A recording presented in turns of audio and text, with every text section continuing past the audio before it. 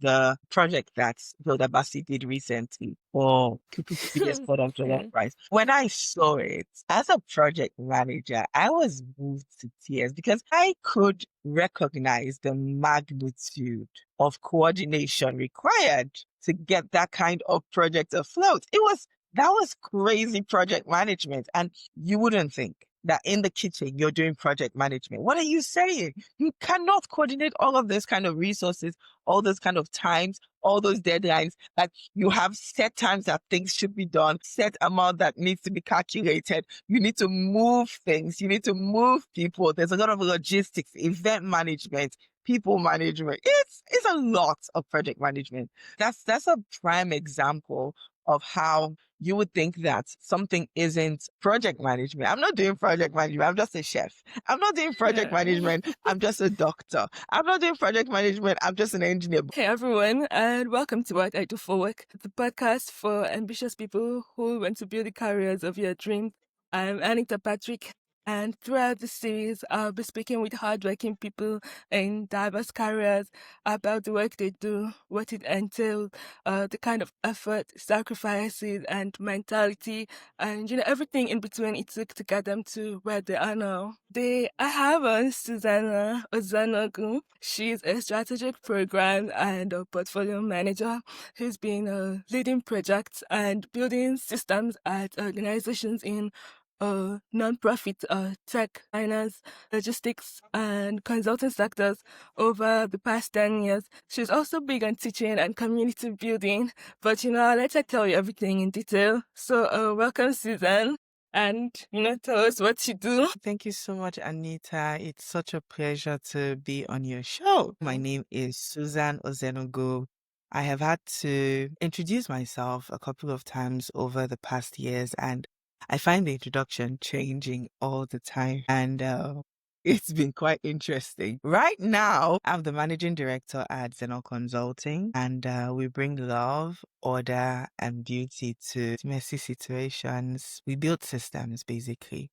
We build processes and bring on the people and the tools that help make good work great. Thank you for, simplifying what you do. Okay, so I want to get into the meat of everything. So, looking at your bio and, how you describe yourself as a program and portfolio manager.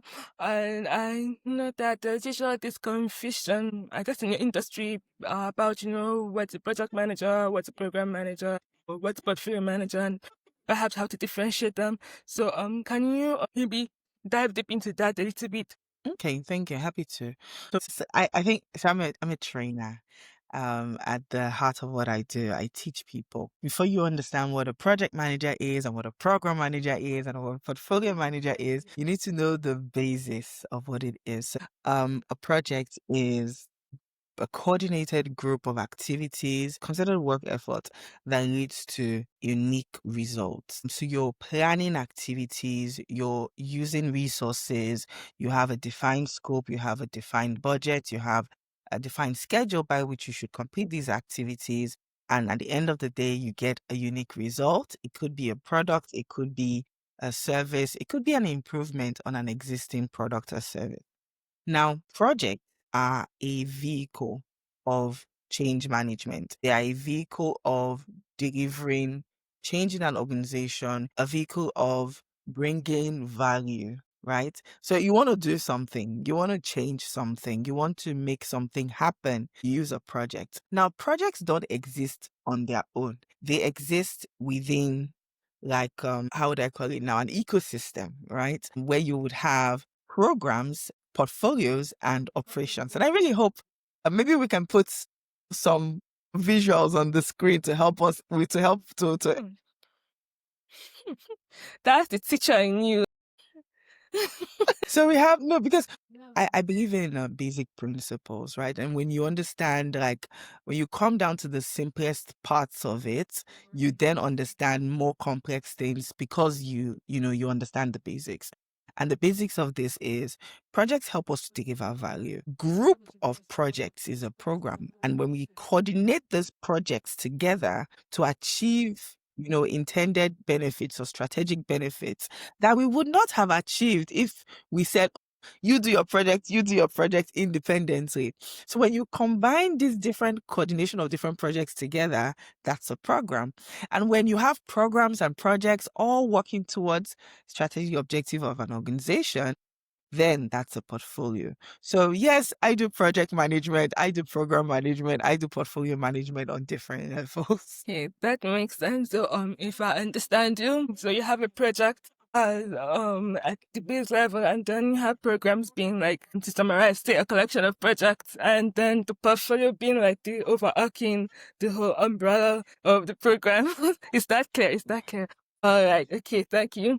Okay. So, you've held many roles in your career, looking at your background and everything from being a journalist and being in media, person, sales and business development, project manager, programs, and now you're a founder. Can you walk me through each pivot point? Each point when you decided, from when you said, okay, I want to be a journalist, and then what made you say, okay, I no longer want to be a journalist, but I want to work in sales, and then and so on and so forth. Okay. Nita, thank you so much for asking me this question. I could write a book on this. In fact, I have started a book on this. I haven't figured out the title, but I think I'm about 40 pages in. And I Oh. will walk you through it. It's going to be a long one. So I'm going to go way back to university. When I decided to study mass communication, and my mom was just telling me the other day that when I studied mass communication, it wasn't just, now they have 7 different courses that were stemmed out of, the original mass communication. But what I studied included journalism. It included newspaper editing and writing. It included book publishing, advertising, cinematography, photography, all the works, magazine writing, everything. So the media as we know it today, or media studies as we know it today, is a bit more, fragmented. And then what I studied was much broader, which I'm grateful for now. But at the time, I wanted to study law in Uniben. And I think my exam was good. I was just too young. I was too young to go into a public university. I was 15 at the time.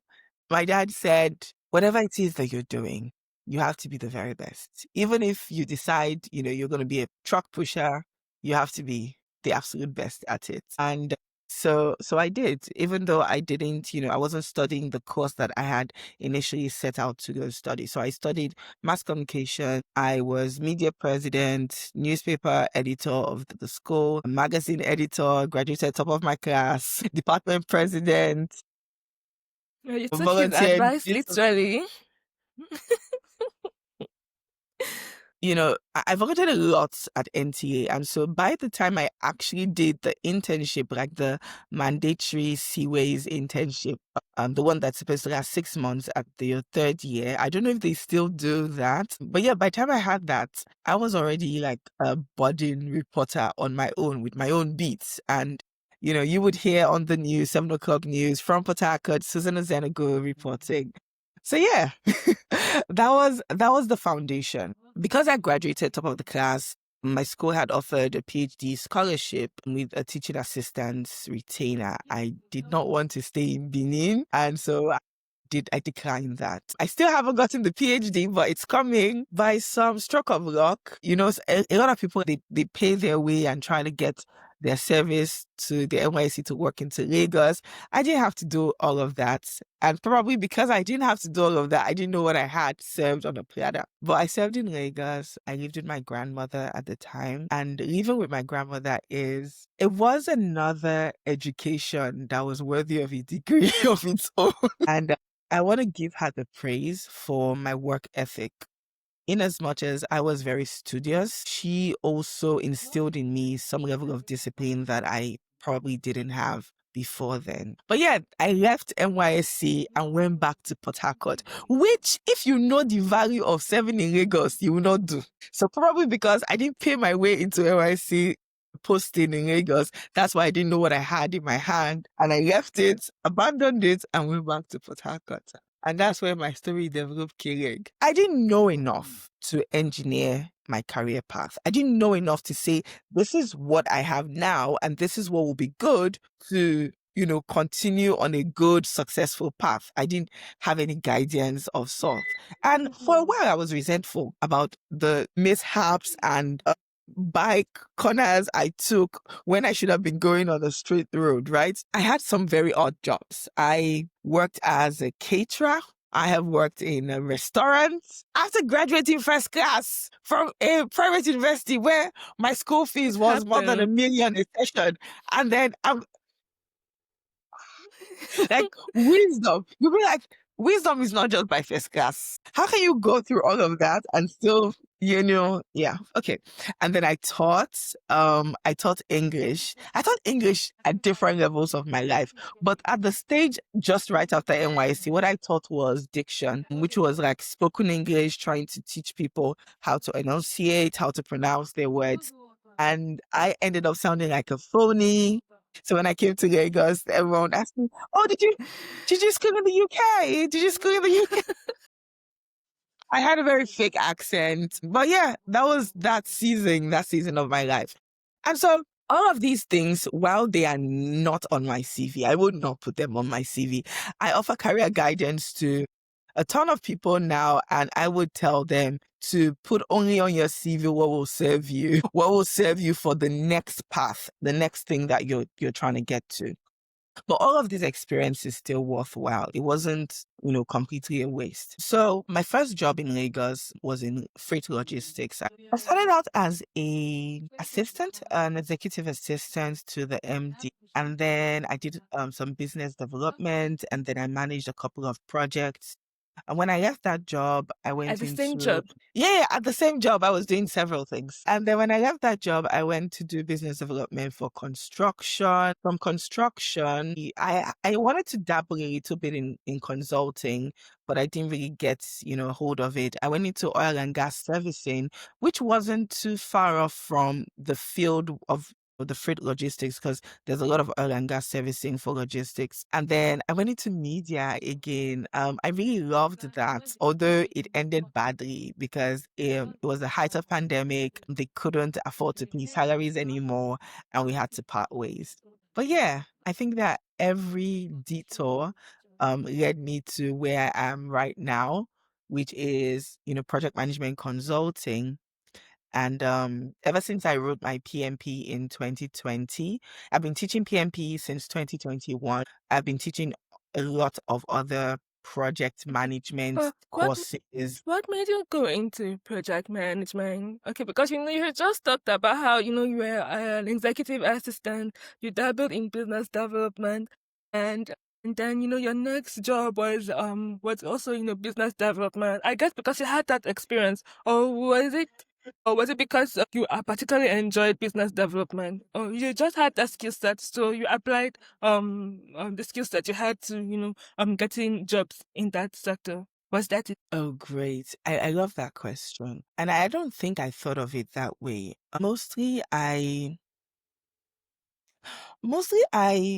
wanted, what would I say now? I believed in growing where I was planted, and the opportunity that I saw at the time was in business development. And then because of the kind of work I was doing for the freight logistics company, which I am still doing business with them today. They're one of my fondest clients for my business. Full circle moment. But yeah, that was the place where I took the first project management certification exam. I also took a logistics and supply chain certificate exam because I was doing a lot of large scale projects. These are projects in millions of dollars worth.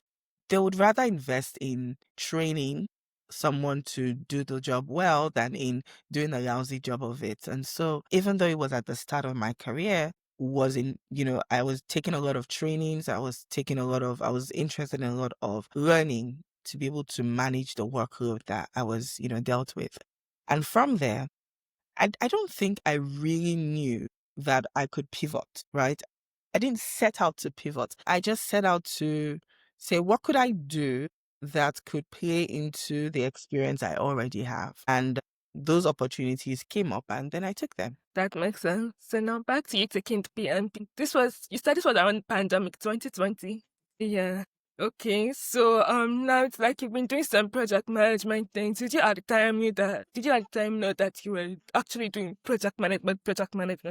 Because I feel that a lot of people tend to, do project management without being aware that they are actually doing project management. So were you that aware that you were doing that when you decided to take the PMP? Thank Okay. you. Before the trainings that I had worked on, I don't think I recognized that what I was doing was project management. And once you recognize, it's a different ball game. It's a different way that you manage the projects. It's a different way that you organize your resources, that you organize your timelines and your schedules, and you give reports and you communicate, because now you have different expectations of you as a project manager. And so there is project management in almost every field. There is project management in healthcare, there's project management in banking, in financial advisory, in catering. Oh my goodness. When I saw, and I wasn't following the project that Hilda Basi did recently for Cupid's product jollof Okay. rice. But when I saw it as a project manager, I was moved to tears because I could recognize the magnitude of coordination required to get that kind of project afloat.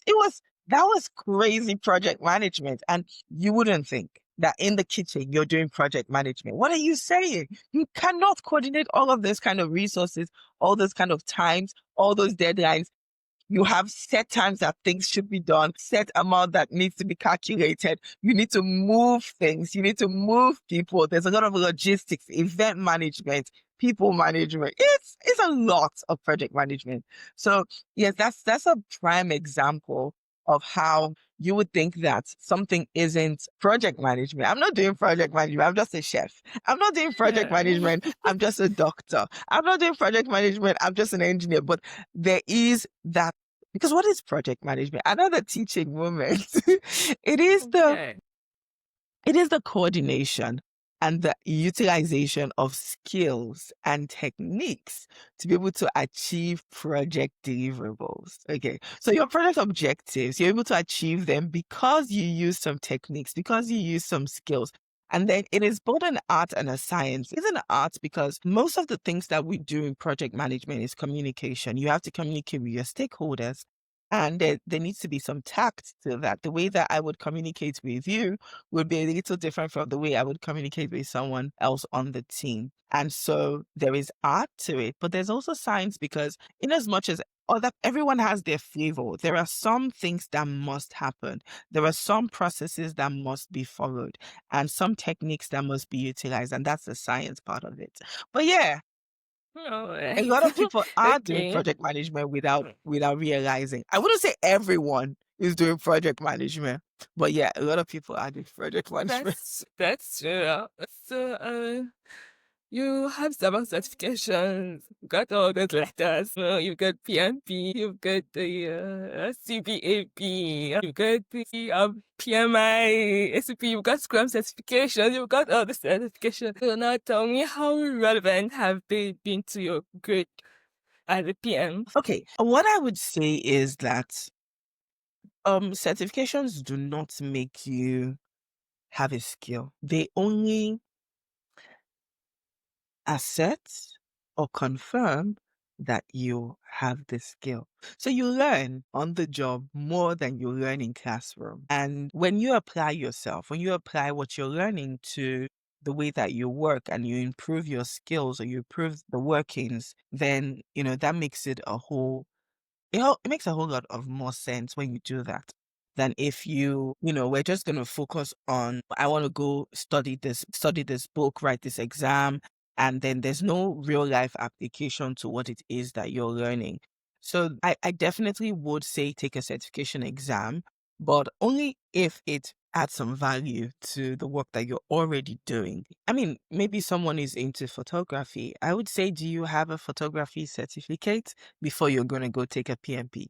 Like, get a certification that confirms that, yeah, you're badass at this thing that you're already doing instead of trying to. And now, there is a caveat there, because there are some times where a certification could be the bridge between what you already know and what you're trying to get into.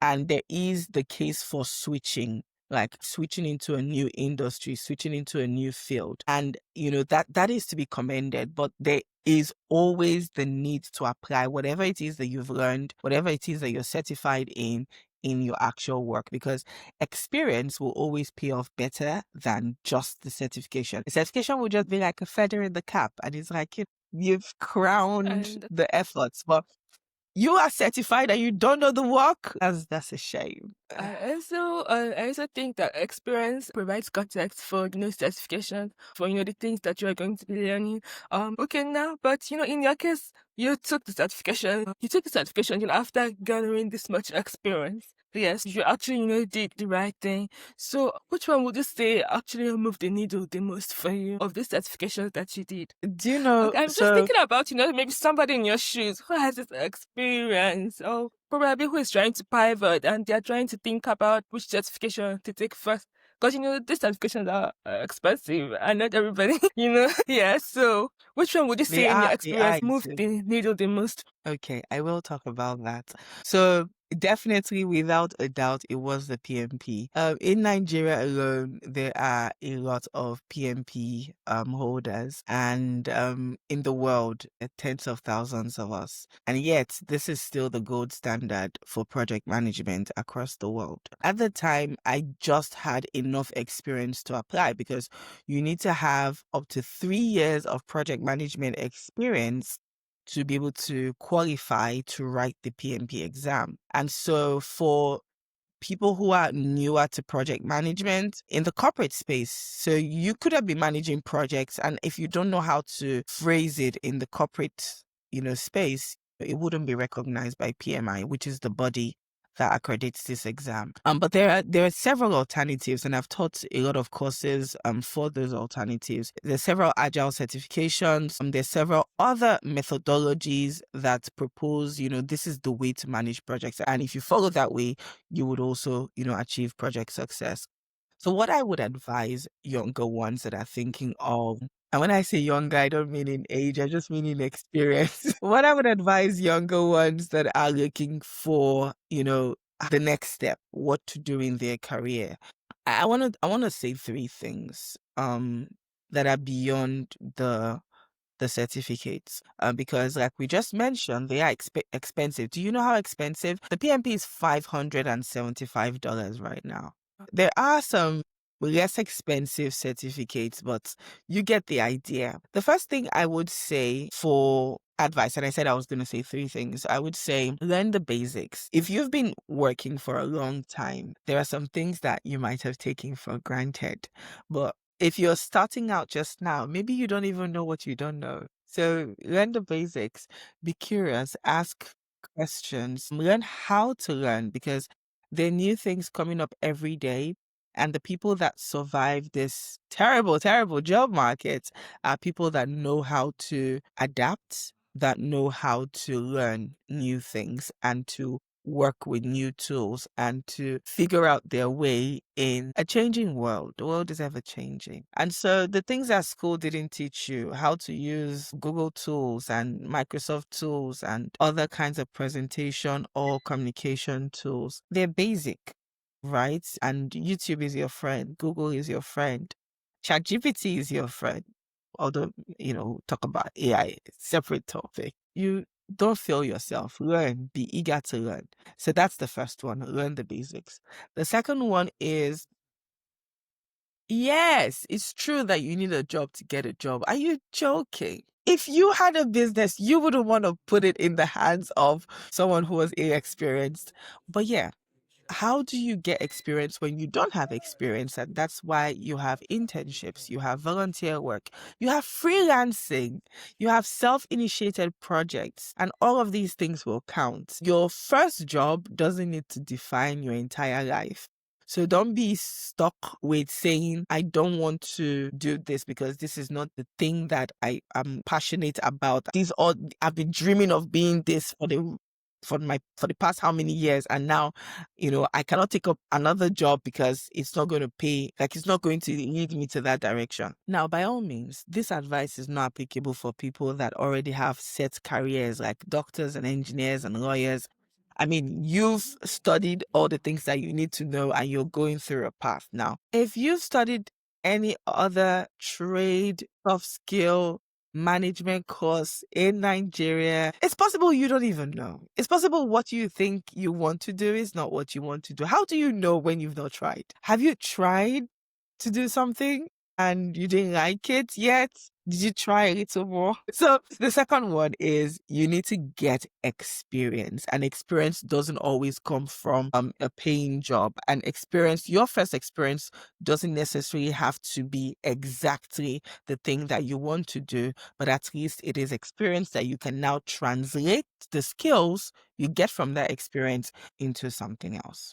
Oh, the third one. The third one is be visible. Even if you're the kind of person that says, "Oh, I don't like social media. I am not an Instagram girly. I'm not a TikTok person. I'm not a LinkedIn person." In fact, if I see anybody that they're not a LinkedIn person, I'll carry cane for them. Because what do you mean you're not a LinkedIn person? Now, in fact, if someone says, "I have my own business," that's the more reason. You're not looking for a job, but that's the more reason you need to be out there, because now you become the salesperson of your company. That's the truth. You're the face of your company. And so for people who are already a little bit experienced, how do you be visible even if you don't want to be socially visible? You don't want to be social, you don't want to be out there. One of the things you want to do is you want to keep a brag file. What that looks like is all the things you've accomplished at your job. And it could be simple things, whatever it is that someone has thanked you for, whatever it is that you've done at work that you're proud of. Keep record of these things, because that's things that help you to state your case for either promotions or a new job. And when you're talking in interviews, those are the experiences you're going to call back to memory to say, when I worked at this place, this is what I did and this is what I achieved. And if you're not tracking them, you will forget. You will forget most of them. You want to speak up in meetings. There are a lot of people that say, I am reserved, I'm shy. And then when they get to work with other people, they don't hear their voice. They don't say anything. And they're intelligent and they have a lot of things to say. If nobody knows what you have to say. Nobody can read your mind. They cannot That's true. open your head and see that you're intelligent. If you do not say something, they will not know that you're intelligent. You will be passed over when their promotion is coming, when new opportunities are coming. And we're not saying be a talkative and go out of, your personality and become someone else. That's not what we're saying. But always take an opportunity to paying attention. You're listening. Say something. Yeah. Add a little Do bit. something. Say Let something people back. know what you are doing. Yeah, That be makes visible. sense. So those are the three So things. this So learn the basics, get experience, and be visible. Thank you. Thank you for especially mentioning that last part, because I think a lot of people hate it. I hate the people who wish that, they didn't have to do all this much work. Who wish that they just had to do their work and go home. But that's just how it is these days. I guess you just have to, play the game, really, because really, like you said, nobody can read your mind. It's something you might have done that you think is a no-brainer. It's not something that people assume that you already did. Like you might have worked on something and feel that, oh, everyone should know that you did that. But no, they don't know. You've got to Oh say no. it. You've got to talk about it. It's something that I struggled with too early in my career, but I'm learning to get past that cringe level of feeling like, oh, I'm overpraising myself. Especially when you consider our culture context, yeah, we are not taught to be loud and proud. We are Yeah. taught to be humble and to be reserved. So it feels countercultural to now start talking about yourself. You don't want to feel like, oh, you are bragging, but you have to do it. You have to do it. Okay, so thank you for those 3 points. But I just want to go back to the certifications one more time, because those certifications, they're not a walk in the park. And so what's your best practice for acing them? Practice exams. Just 2 words. Practice exams. That's it. That's the secret. Yes, that's the secret. But I can go longer. So there's this concept in agile development, to be specific, in test-driven development. So this is a methodology of managing software projects where we build the test before we write the code. And we say this is what the code is supposed to pass for it to be successful, for it to be correct, for it to be good. And we pass the code through the test once we start working. And of course, it's going to fail the tests. We know that it's going to fail the test. But when it fails the test, we are able to see the gaps and the places where we need to fix the code. So Good analogy. we use this to explain that you want to start taking practice tests as early as possible. Don't wait until you've consumed all of the material before you start to expose yourself to the questions. When you expose yourself to the questions, you begin to have the mind of the examiner and try to figure out what it is they're looking for in the exam. And this applies to any kind of exam you're taking. When you fail the exams in your mock or simulations, you're able to read up more concepts and understand them deeper than you would have understood them just reading them from the textbook. Now, because you failed something, you will remember the meaning of it. So yeah, that's my secret. Thank you so much for giving us that insight. I guess still kind of on the certification topic. But how do you balance textbook knowledge and its practical application? I mean, I know that there are always rules and processes and workflows for managing different situations across the project life cycle. In real life, dealing with humans and emotions is not always straightforward. So how do you handle that? Can you give an example? Do you understand my question? You're asking what's is it the merger now or the divide between real life application and textbook knowledge? And how do you navigate the both of them? Yes. Okay. I do have a very recent example. So part of the work that I do, we create systems. We set up structure for organizations. We set up PMOs, we set up delivery offices, we set up SOP, standard operating procedures for how organizations should work. And there are templates for a ton of these stuff. And if I was the one that they came and gave a template and said, this is the way you should work without any context, I would say, take that process away from me. I don't want to see it. I don't want to touch it with a 10-foot pole. Organizations work differently. People work differently. People have special ways of working that just work for them, that just make sense for them. And instead of bringing in a methodology, structure, a template and say, use this, I would rather say, oh, I know what a structure should look like. Tell me what you're doing, and we can put what you're doing into a template, into a structure. So other people in the organization can replicate what it is that you're already doing that is successful. And so we are retaining the success, and we're not trying to reinvent the wheel on something that works and testing out something that might not work when there is already something that works that we could standardize. So, and I say quite that I have an example from quite recently because we're creating some sprint cadence structure for an organization, and we wanted to propose that we could work like this, but what do you honestly, that's the wrong way to go about it. That was what we did. But that's the wrong way to go about it. And I knew better. I'm a consultant. I knew better. I should not, even if I know what I think the answer should be, I should say, what do you think? And then I should take what they've said and put it in my structure and give it back to them and say, you said this, and this is the structure that we have for you based on what you said.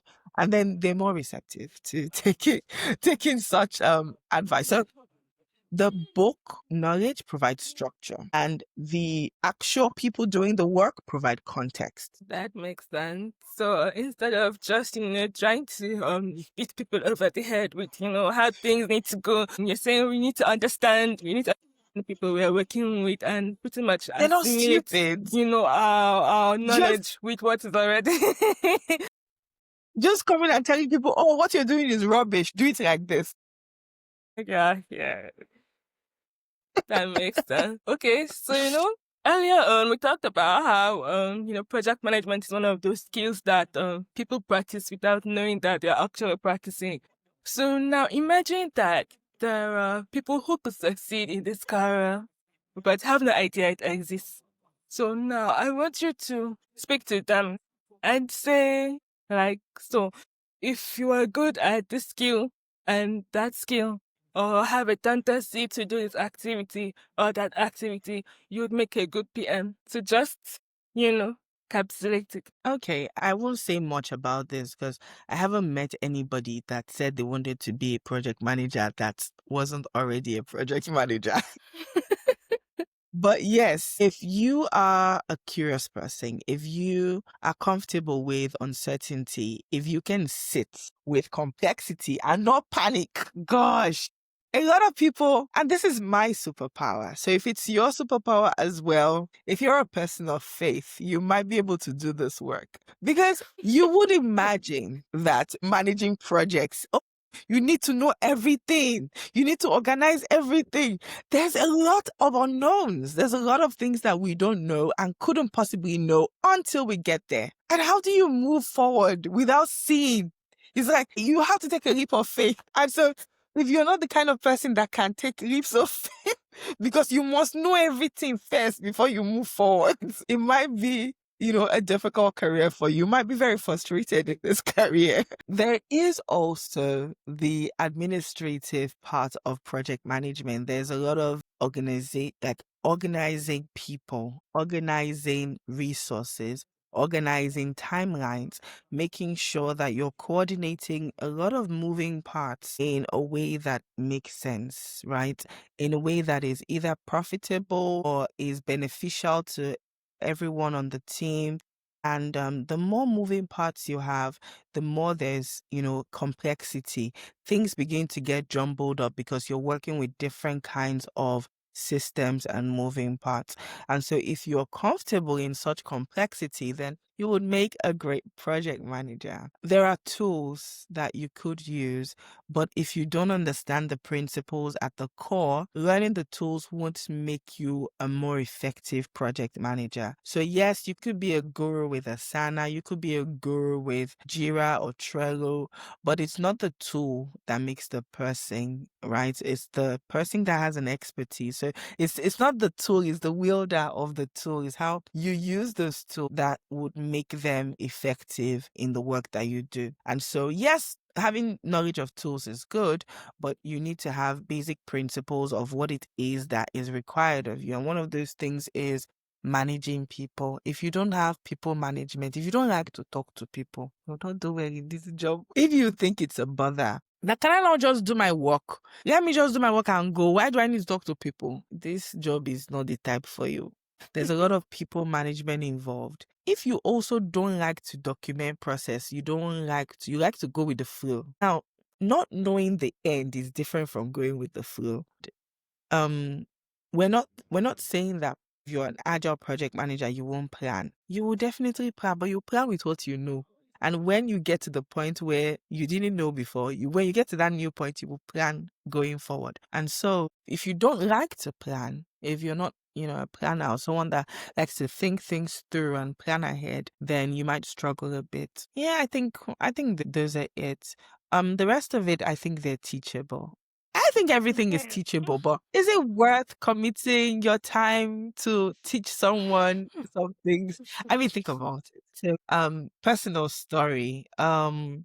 We were hiring for a unique position. And we're a very small team. And so at this stage, culture is very important because one bad egg can spoil the whole crop. And, it would tear us down to have someone who is negative or someone who isn't, self-driven person, someone who you have to Yeah. push. At this stage, we have less than, I think we're just about 10 people in total staff strength. And so we can't have one whole person be negligent. Huh. And then this is a woman-led organization. And so we cannot begin to teach things like respect for women. That's a battle we can afford to fight at this stage. And so, yes, I believe everything can be taught, but I don't want to teach that. That's still a bar. That's still a bar. We can teach Excel. We can teach how to use PowerPoint. We can teach some of these things, but we will not teach basic work ethic. Like, do your job. These basic things that make someone a decent human being. We don't want to have to teach you that in the workplace. We can teach you how to use tools. We can teach you how to understand the system, but please come already, prepped with your basic work ethic, your principles, values that you hold dear to your life. So yeah. You have covered a lot of things. You have mentioned that people who would feel comfortable in this career are people who feel comfortable with chaos, essentially. And who, I guess, who are very comfortable in such situations and possibly who do not, maybe panic too much. And people who are organized, who love processes and documentation and structure, things like that. People who know how to communicate and who love communicating because they're going to communicate a lot. And also having a right attitude, which is what I got, last example, having a right attitude and being someone who is people want to work with. Yeah, because I understand that this work is all about, you are talking with people, you're trying to convince people, you're trying to advise people. So you need to be a people person, essentially. Okay. So those are very, very good tips that I think people are going to take away from. Previously at some point you mentioned being able to keep up to date with new things that are happening in the sector is a key trick, of being a project manager. So are there maybe resources you could recommend for, people who want to maybe stay up to date or who want to be able to keep up with the industry? Um, there's a ton of them, and it depends on your interest. I'm building a community, but there are several communities out there for project Plug your managers. community. Definitely. So there are a lot of avenues for people to learn, and I would say don't overwhelm yourself. There's several opportunities. Take what you need and leave the rest. Don't be greedy. You don't have to be in every WhatsApp group, every Telegram group, every cohort of training. It's a lot. You have a life. Have fun things that you do that make you have some joy, and you're excited to learn from. And then when you do participate in some communities, you know that you're giving fuller of yourself because, you're not completely drained out. So yeah, there's YouTube if that's your jam. If you like the University of YouTube, by all means, just, search out for voices that you resonate with. When you see their numbers, you know that other people recommend them. So follow the voices that's to you, because there's nobody like you. You're the only one person in the world, just you. And so what will please you, and what you would learn the best from, is something that you at some point agree with. And then at other points, even if it challenges you, it is challenging you in a way that you can think. It's not challenging you in a way that you're fighting back to say what rubbish. It's challenging you in a way that, hey, I never really thought of that. Okay. Because there is a communication model that says that how we disseminate information and how we receive it is will be different depending on the relationship between the sender and the receiver. It will be different based on both the sender and receiver's education, our background, Biases. cultural, everything, the nuances. And so I might be saying one message, and because you hate my guts, because you absolutely abhor my face, you don't think my advice is worth any salt. But someone else says the same message and it sticks. You're like, yes, that's the one. People will like what they like. And so you curate what it is that, resonates with you.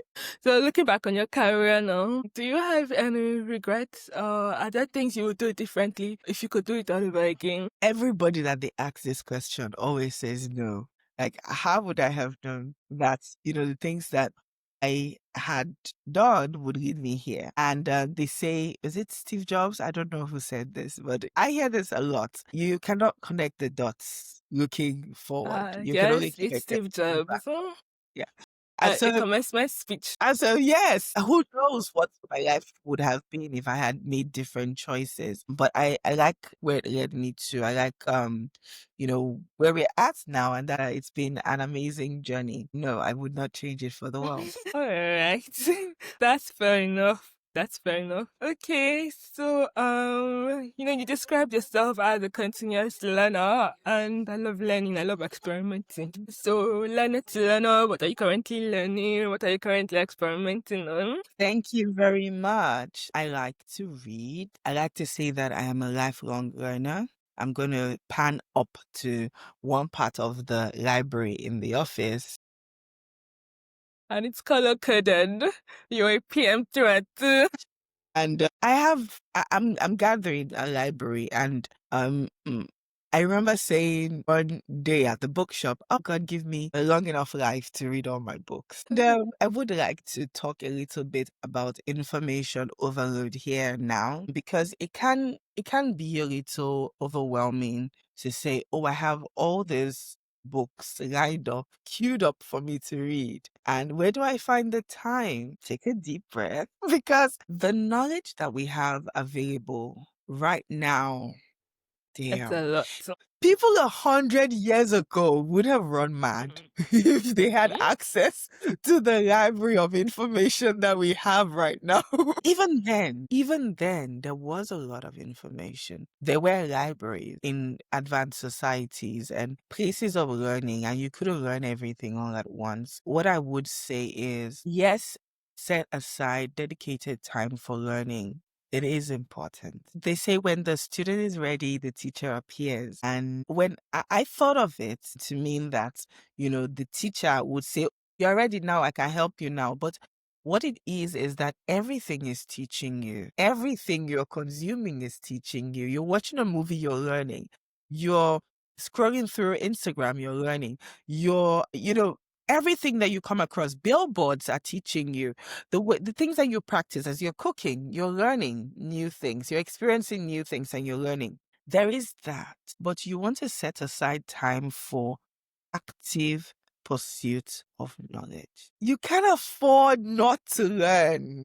You can't afford not to grow. The moment you're not growing, you're not learning, you start to die. And you don't want to do that to yourself. And I like to use the first hour of my day for learning. And I have it in different ways. I'm reading or listening to something or watching something. I prefer not to have any screens in the first hour of the day or the first 2 hours of the day, but you get the idea that there's time set aside for learning.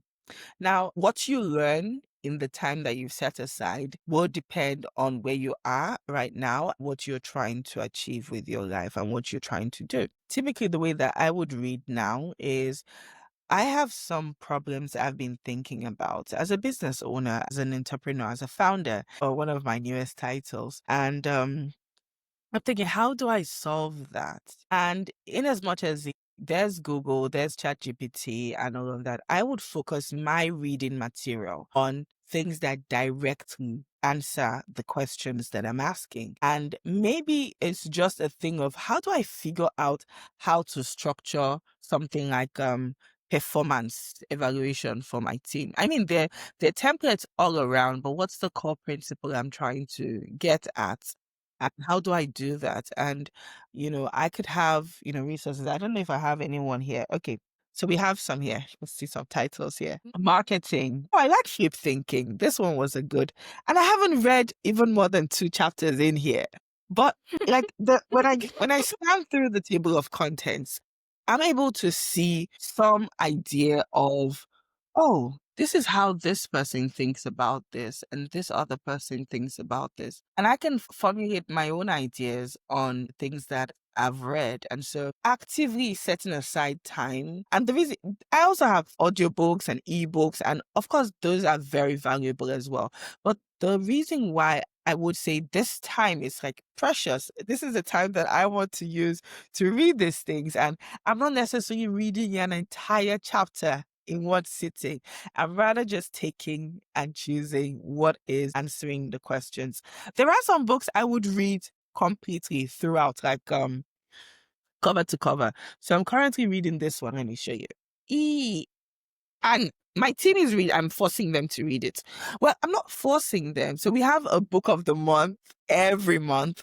And September was going by and they hadn't chosen one yet. I'm like, okay, you guys are gonna read Diary of a CEO. That's your read for the month. Is Yes, it I'm based choosing on the podcast? There's yes. He someone has a who. podcast. He has a podcast. So Hmm. this I'm reading cover to cover, but I'm reading it slowly. And I take it with me, like if I'm traveling or if I'm in a waiting room somewhere, I can just open it and read.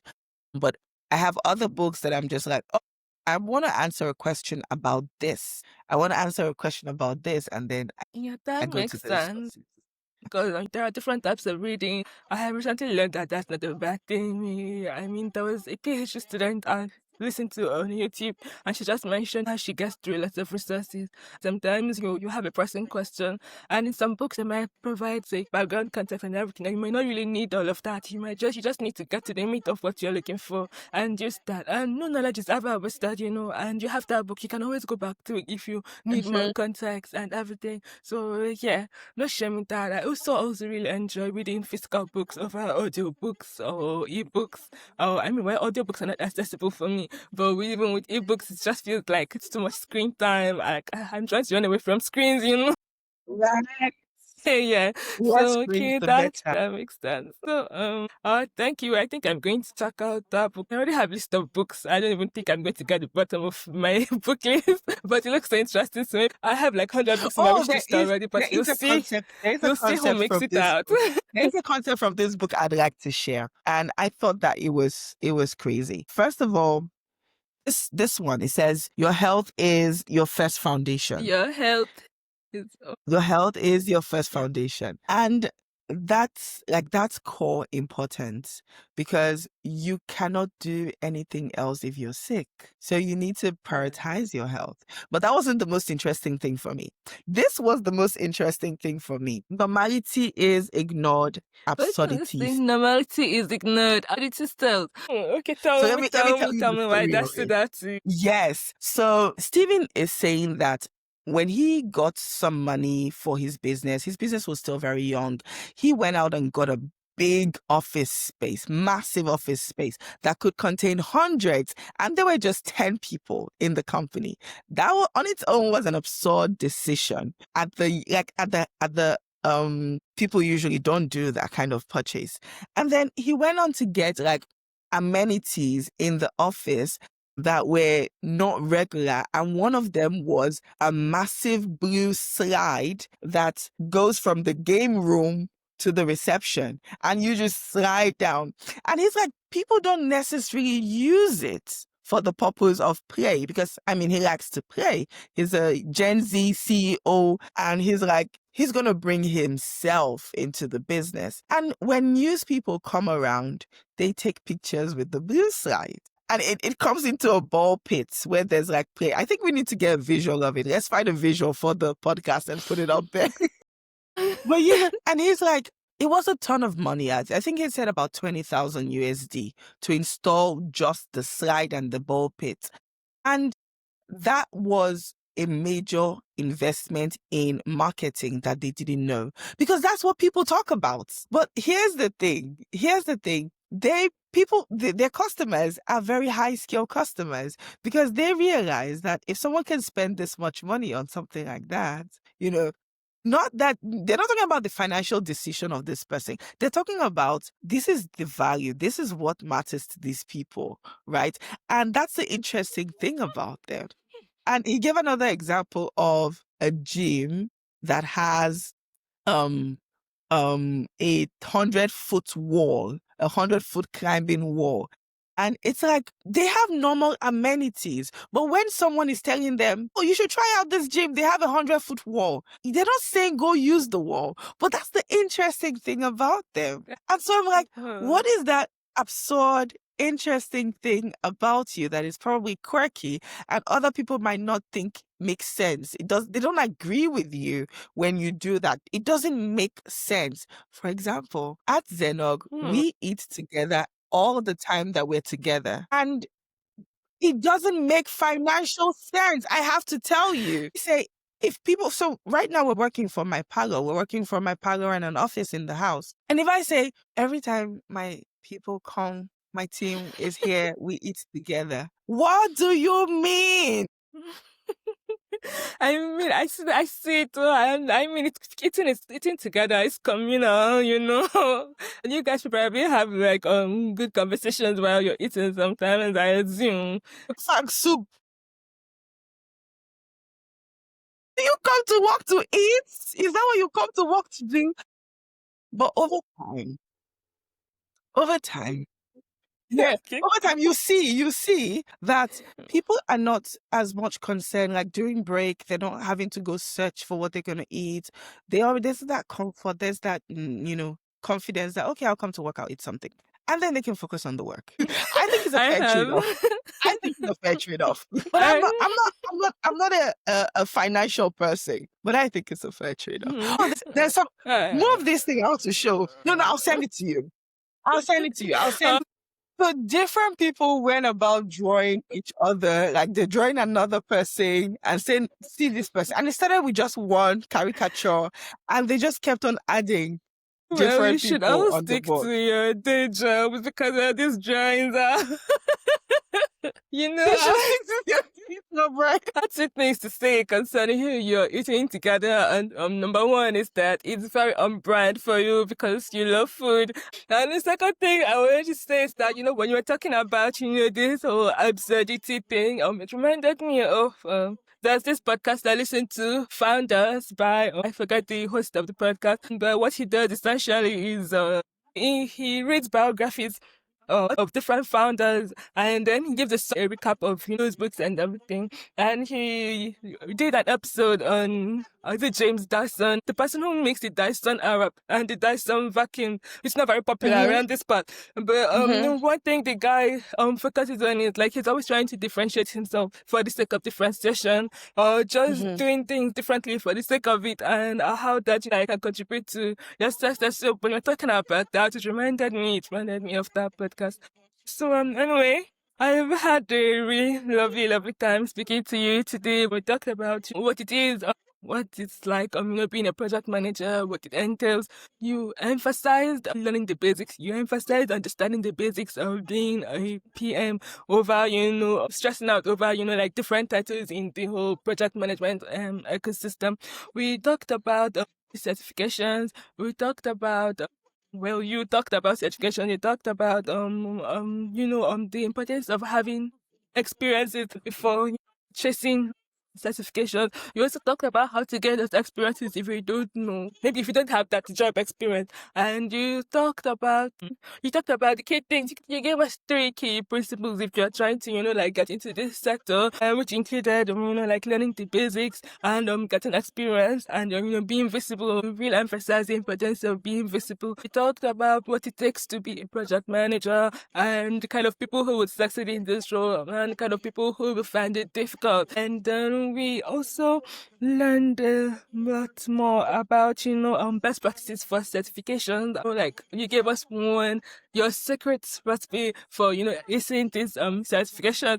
And we talked about so many things. I really enjoyed our chat today, and I hope that budding project managers or people, perhaps students who do not know what they're going to do with their degrees, and who have the predisposition to be a project manager, will find it helpful to, you know, pursue this path. So thank you so much, Susanna. You guys, you can find Susanna on LinkedIn and Instagram, and she's always sharing so much about being a PM on LinkedIn, and you'd really enjoy following her link. So I'm going to link everything in the show notes, so you can just click to go directly to her page. Okay, so if you enjoyed this episode, so please spread the word. Tell us what you liked about it on social media and tag us at What I Do for Work. I'll use the hashtag WIDFW podcast. Share it with your friends, share it with your mentees, share it with serious people, share it with your students.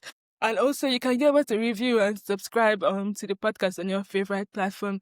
So, thank you so much for listening. We'll be back soon with another inspiring conversation. So, until then, keep learning, keep growing, and keep building. Bye bye.